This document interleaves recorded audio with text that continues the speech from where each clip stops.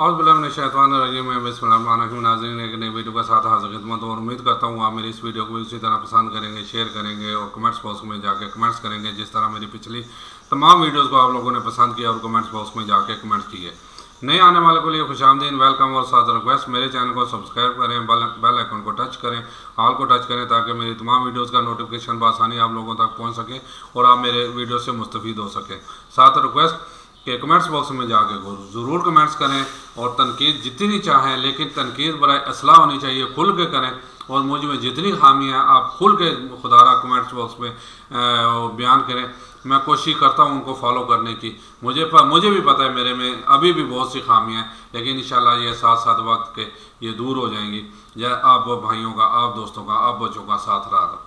जनाब, पाकिस्तान कि आवाम महंगाई में बिल्कुल डूब चुकी है, कह लें तो यहाँ तक, ये सारा मेरा यहाँ तक बिल्कुल नीचे डूब गई है। और वजह क्या है कि बात वही है, मैं अक्सर जो कहता हूँ यहाँ हारम बजाना मना है, हमारी पाकिस्तानी अवाम सो रही है। ये वजह है। अशराफिया बदमाशिया मज़े कर रही है, मज़े ले रही है, ख्वाब खरगोश के भी और वैसे भी लूट रही है और हम महंगाई में पिस रहे हैं। जहाँ पे अब रेशो ये हो गई है कि 15-20 हज़ार से किसी का कम बिल नहीं आ रहा, इतनी। फिर ऊपर से अभी 20 रुपये पेट्रोल और बढ़ा दिया है, तो बाकी महंगाई भी अल अमानुल अल हफीज़। ये छोटी सी वीडियो देखिएगा, उसके बाद मैं आपको आगे मजीद इस पे तबसरा करूँगा। ये मेरे पास एक बिल आया है अभी बिजली का, 30,000 रुपये का बिल है, 11,000 रुपये इसमें टैक्स है। और जालिम के बच्चों, टैक्स हम देते हैं, इशाशियत तुम्हारी खत्म नहीं होती है। किसी मुल्क में यजीद का निज़ाम होता है, यहाँ पे शदाद, नमरूद, फरौन और यजीद के सारे निज़ाम मुसल्लत हैं। ये बिजली के बिल जो हमें दे रहे हैं ना, इन खंभों में जो बिजली आती है, इस मुल्क के माफिया को इन खंभों के साथ अवाम नहीं लटकाएगी, तब तक इस मुल्क में कोई भी तब्दीली नहीं आ सकती। IMF से तुम कर्जे लेके हमारे ऊपर बोझ डाल रहे हो, ये तुम्हारी माँ के जहेज में जो कर्जे आए थे, इनको वापस क्यों नहीं कर रहे? किसने खाए हैं ये कर्जे? किसके ऊपर आपने लगाए हैं ये कर्जे? ये अवाम ने कर्जे लगाए हैं, ये तुमने खाए हैं, तुम्हारे बच्चों ने खाए हैं। शहबाज शरीफ कहता है कि हम मुश्किल वक्त से निकल गए, तुम तो निकल गए, मगर कौम कहाँ पे खड़ी है? रोड खान का नारा लगा था, किसको मिला है? निजाम मुस्तफा का नारा लगा था, किसको मिला है? एशियन टाइगर का नारा लगा था, कब बना एशियन टाइगर? रियासत मदीना की बात हुई थी, कौन सी रियासत मदीना बनी है? ये सब मजे में है। और मारा कौन जा रहा है?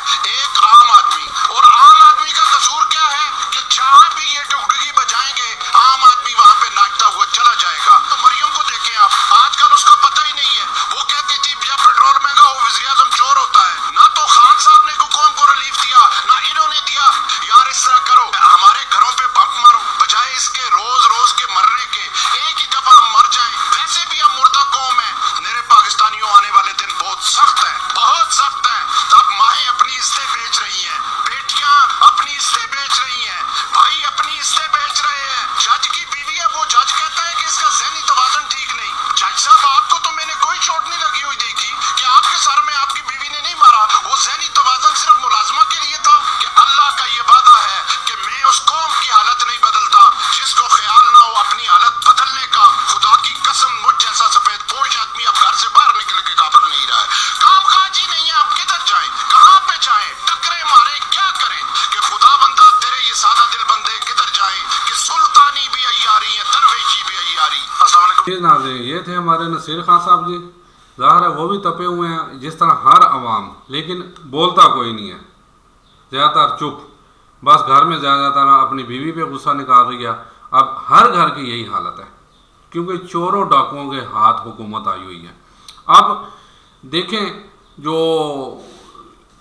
कौमें जो अपने मुल्क के लिए कुछ करना चाहती हैं, उसका मैं अब एक छोटा सा और आपको बताऊंगा कि जो अपनी आवाम के लिए भलाई चाहती हैं, बल्कि वो आवाम भी ऐसे करप्ट अनासों से किस तरह दूर होती हैं। आइए मैं छोटी सी आपको एक तहरीर भी सुनाता हूँ, फिर आप लोगों को पता लगेगा। जी, इसी सिलसिले में एक तहरीर पढ़ता हूँ ना, आपको पता लगे कि जिंदा कौमें कैसी होती हैं।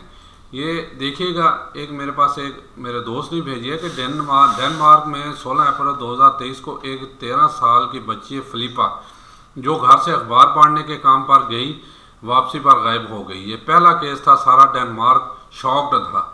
यानी वहाँ से वाकई नहीं होते भाई। वहाँ की पुलिस और अवाम भी इतनी अवेयरनेस है अवाम में भी कि ऐसे वाक़यात होने ही नहीं देते। ये पहला वाक़या था जिस वजह से सारा डेनमार्क शॉक था कि ये हो क्या गया।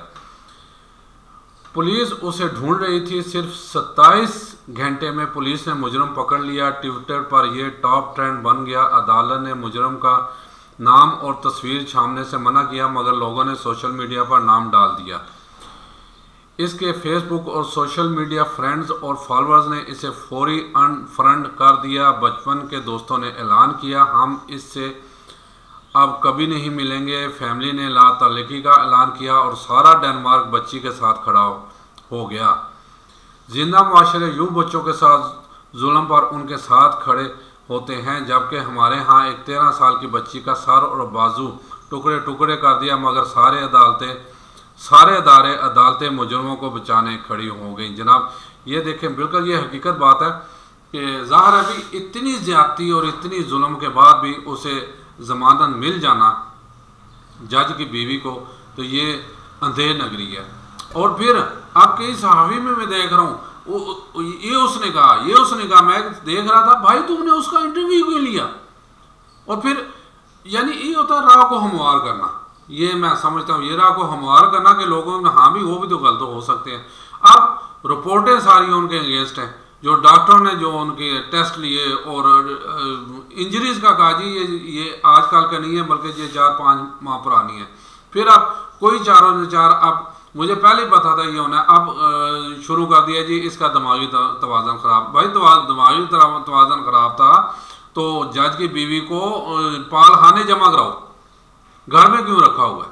और फिर अजीब दिमागी तवाज़ुन ख़राब था, ना उसने अपने बंदे को नुकसान पहुँचाया, ना अपने बच्चों को नुकसान पहुँचाया, ना मोहल्ले में किसी बच्चे को नुकसान पहुँचाया तो सिर्फ उस मुलाजमा को जो उसके घर जो है ना बेयार मददगार काम कर रही थी, जिसका पुसाने हाल कोई नहीं था। और आप ये बहाना बना के बेल हो जानी है भाई, फिर बेल हो जानी है कुछ मचल के 1 लाख के मचल के पे उसे। अब बात वही है कि फिर भाई मुझे भी इजाज़त है, मेरे भी कई ऐसे दुश्मन है कि ऐसे करे मैं उसे कारी ज़रबे पहुँचा के 1 लाख जमा करा के मुझे जमानत दे दीजिएगा। फिर बात तो वही आ गई ना। ये ट्रेंड यानी हमारी अदालतें इस तरफ लेके जा रही हैं कि हर जोर आवर, और ये हो भी रहा। नकीबुल्ला केस आप लोगों के सामने कि नकीबुल्ला केस कैसे वो एक कहा जाता है कि जो वडेरा बड़ा था, ज़ाहिर है असम्बली में भी उसका असर रसूख है, उसकी बच्ची के साथ उसका मुआशरा था और बच्ची उससे शादी करना चाहती थी, उसने उसे मरवा दिया राव अनवर के ज़रिए। बहुत कोशिश की कि दहशत वो डाल देंगे ये टेररिस्ट है फलाना, लेकिन ज़ाहिर है मीडिया को दौर कुछ तो फ़ायदा है ना, ये चीज़ है। अब देखिए जो को मैं एक मैंने ये डेनमार्क के बच्चे का बताया, दूसरा मैंने कई दफ़ा कोट किया था आगे कि चीन में एक बच्ची के साथ ज्यादती हुई तो वहाँ का जो गवर्नर, बच्ची हॉस्पिटल वो गया, उसके साथ पे बड़े शफ़क़त से हाथ पे फेरा, उसने कहा कि तुम्हें इंसाफ ज़रूर मिलेगा, क्या तुम इस काबिल हो कि वहाँ जा सको। उसने कहा मैं हूँ। वो चली गई और उसने कहा क्या आप जोर से चीख सकते। उसने पहले पूछा कि जब आपसे ये हो रहा था आप चीखी चलाई। उसने कहा हाँ बिल्कुल मैंने मदद के लिए पुकारा लेकिन मेरी मदद को कोई नहीं आया। उसने कहा तुम उस जगह जा सकते हो, कहते हाँ जा सकते हो। वहाँ जाके उसने कहा अब भी इतनी हिम्मत है उतनी आवाज़ में चीखने चिल्लाने की। उसने कहा हाँ मैं चीखने। उसने कहा ठहरो। उसने अपने जितने बॉडीगार्ड जितने बंदे थे उसने तकरीबन 1-1.5 किलोमीटर पे फैला दिया। उसने कहा जी फैल जाओ चारों तरफ। फैल के अब उस बच्ची को तुम ज़ोर ज़ोर से चीखो।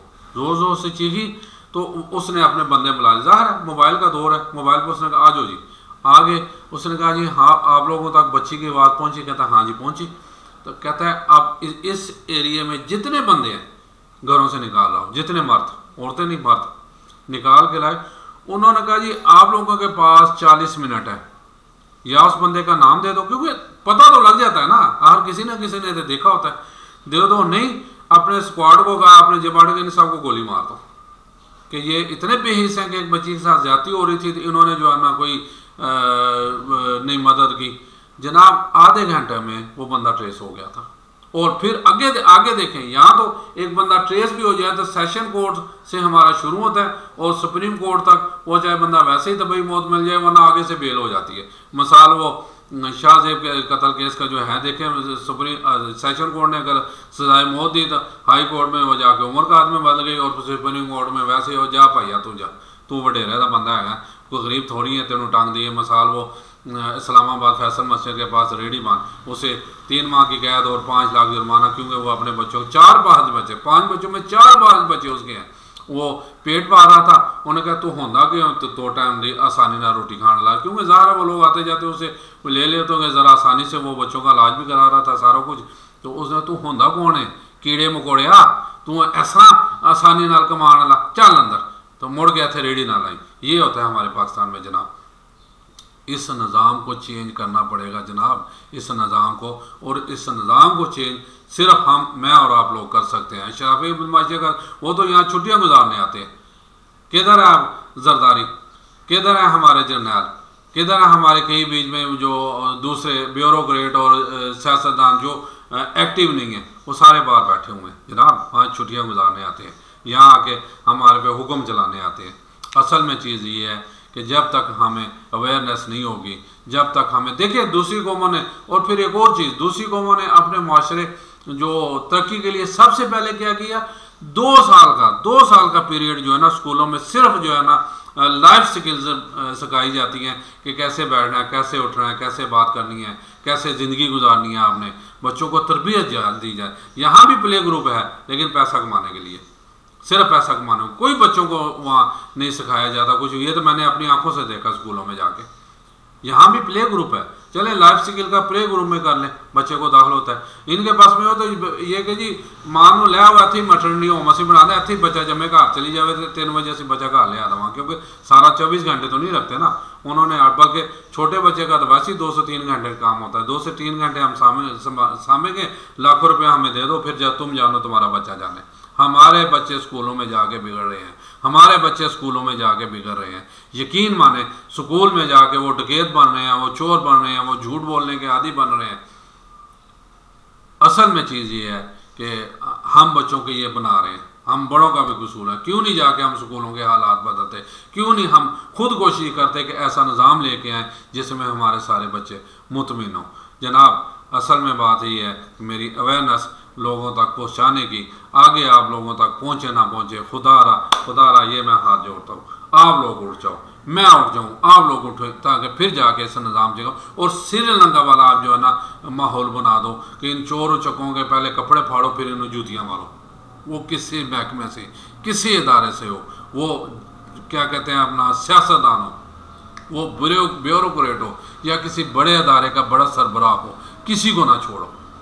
अगर तब्दीली लानी है तो अब हमें ये कुर्बानी देनी पड़ेगी। अगर तब्दीली लानी है तो हमें अब ये कुर्बानी देनी पड़ेगी। मैं एक दफ़ा फिर कहता हूँ कि अगर तब्दीली लानी है, अगर हमने अपने बच्चों का फ्यूचर सेव करना है तो हमें ये कुर्बानी देनी पड़ेगी, चाहे सिविल नाफरमानी तहरीक की सूरत में, चाहे पुरअमन एहतजाज की सूरत में। अब हमने अपने मुल्क को बचाना है। अगर हमने यह ना किया तो ये मुल्क नहीं बचेगा। एक बात याद रखना मेरी, अगर इस मुल्क को बचाना है तो अब हम यानी अवाम को उठना पड़ेगा, और उसके लिए सबसे पहले हमें अपने आप को सीधा करना पड़ेगा, अपने आप को सही करना पड़ेगा, ताकि इस मुल्क के लिए मुफीद शहरी बन सके। उम्मीद है जी आपको मेरी ये वीडियो पसंद आई होगी। कमेंट्स बॉक्स में जाके ज़रूर कमेंट्स दीजिएगा। इजाज़त चाहता हूँ जी। अस्सलाम वालेकुम वरहमतुल्लाहि वबरकातुहू।